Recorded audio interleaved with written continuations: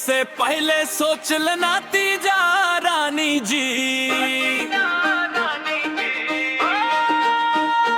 मोर बहनिया के बने पड़ी भाभी रानी जी। दिल में आग लगा के बोली हंसी रानी जी।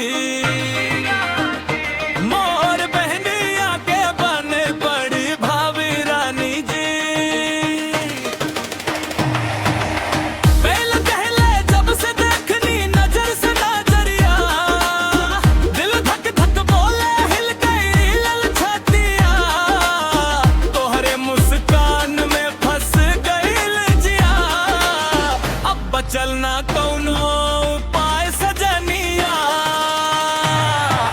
गली गली चर्चा होके तो हर नवरानी जी।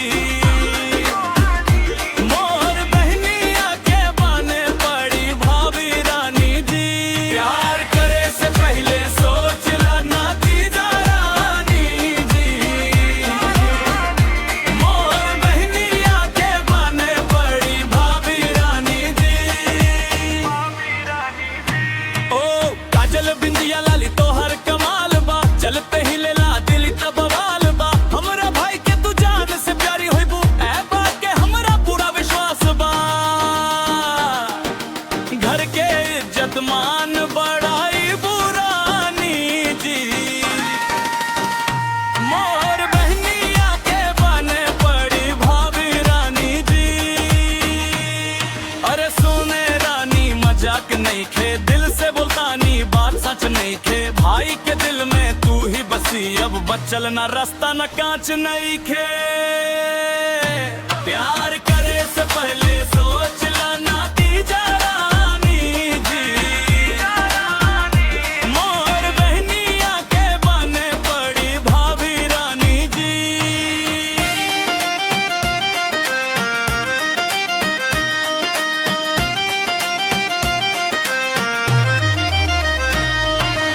सपना सजा के हम तोहार बाटे रहा, हाथ पकड़ के चलब जिंदगी के जहा। सुख दुख में साथ निभाई वो हमेशा, कसम से टूटे नहीं प्यार के चाह। मांग में सिंदूर सजाई वो रानी जी।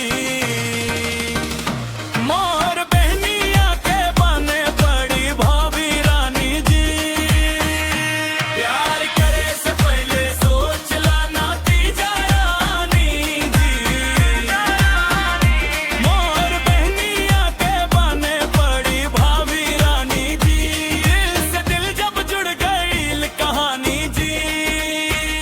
मोर बहनिया के बने पड़ी भाभी रानी जी।